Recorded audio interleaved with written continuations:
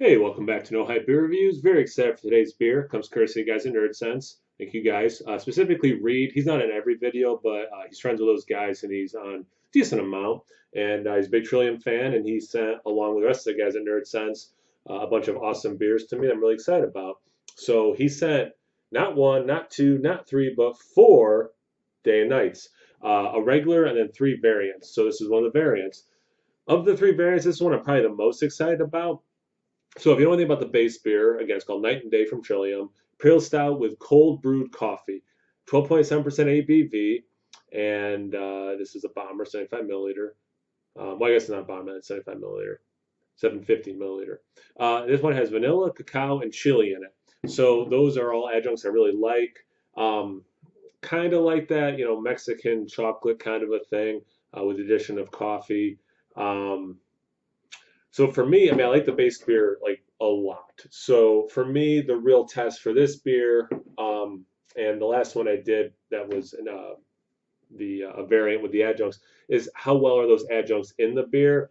Um, so between that last um, day and night I did, and a couple of the PM Dawn variants, the vanilla has been decent levels, but like for my palate, I wouldn't mind it a little bit more in this beer. So I'm wondering if they added the same amount of vanilla to this that they did the other beers I'm referring to.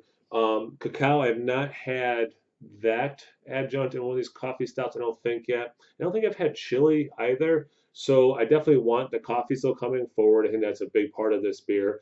The vanilla, that chocolateness for sure I want to come forward. The chili, that's how I like it in beer. I want it to slowly build up in the back of my throat. That's how I like. I don't want it on the front of my palate. I just want to kind of like not even notice it at first, but then as I keep sipping, it's like, oh, it's yeah, a little bit more, a little bit more.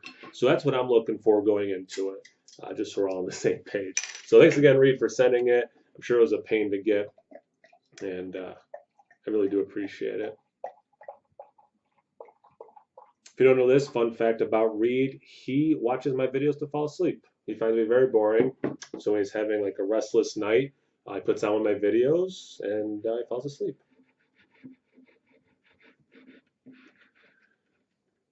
Doesn't matter how much I clean these glasses.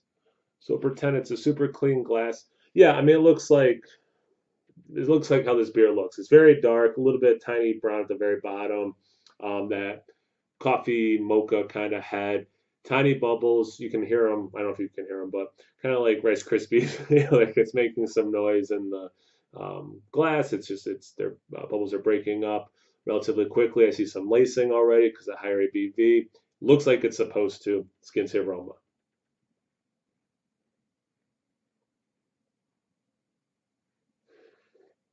All right, the aroma is pretty close to what I was thinking. Definitely still get the coffee, get a little bit of that extra vanilla, a little bit of that extra chocolate, in addition to what I would get just from the normal malt in this. And then good level of the pepper.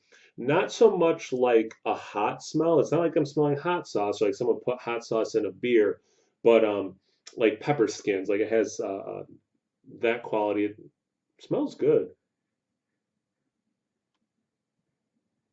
And again, this is like I love Mexican hot chocolate. Like it doesn't have cinnamon in it, but like when I make hot chocolate, typically I either use a pre-made mix that has the cinnamon, some chili peppers in it, um, or I add that to hot chocolate mix. So it's definitely this is something that I should, if it's done how I want it to be done, I should like this beer for sure. And that's what I'm saying. Like I like this smell, but again, this is how I think this should smell, and I could see for some people they might think that the pepper's too much. Like kind of, I wouldn't use the word overpowering, but I could see how some people would think the peppers, and then it mixes with a coffee a little bit. And sometimes coffee, when it sits in a beer for too long, especially like a stout, it gets a peppery smell and can have a peppery taste, kind of more like green pepper. So I could see like those two together maybe are overpowering some of their stuff for people. Like the vanilla is hard to get. The chocolate I get decently though. So I think I talked enough about the aroma. We're almost 5 minutes in. Cheers.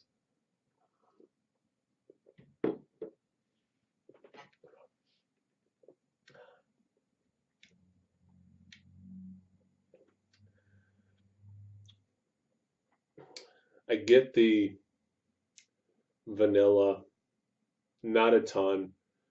Then that chocolate. Well, all right, let me try to go exactly in order. You get the initial like stout roastiness. There's some coffee in there, not surprising. I get some vanilla, and then some more chocolate working through that roast. So it's kind of like, or with that roast, so it's like that dark chocolate thing. But then it gets pretty spicy with the pepper.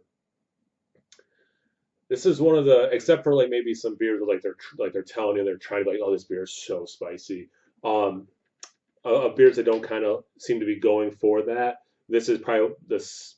I'm definitely the spicier. So I don't know if it's the spiciest. That one Brad Allison sent me was really spicy, but it definitely has a lot of pepper spice to this.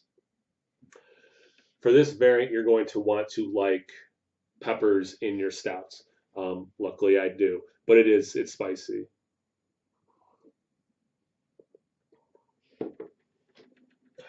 Like I was saying before I started drinking this, it has that pepper exactly where I want it in the mouth, in the back there. Um, I can already feel myself salivating a little bit. I'm getting a little sweat on top of my head, so it has that level of heat. And I am someone who likes spicy things. Um, Again, besides that, like before that, because when that comes in, I'll be honest with you, that takes over um, more so than the aroma. The pepper takes over. But before that, you do get a lot of the things you would think of. I mean, and the pepper is something you should think of that you would get, given that's an adjunct. But again, you get that roast from the malt, working with the roast of, and I love cold brew coffee, and they do it so well in their stouts. So you do get that. The vanilla, like I was saying in the intro, um, I would amp it up a little bit. The chocolate, fine. I probably wouldn't tweak it. I mean, I would like more, I guess, sure, but where it's at, I'm totally fine. It works with the malt for sure. Works with the roast. There's enough sweetness from everything that got this beer to 12.7 that you do have. It's very dark chocolate, but then there is some like softer, sweeter milk chocolate, and then again you go into the peppers.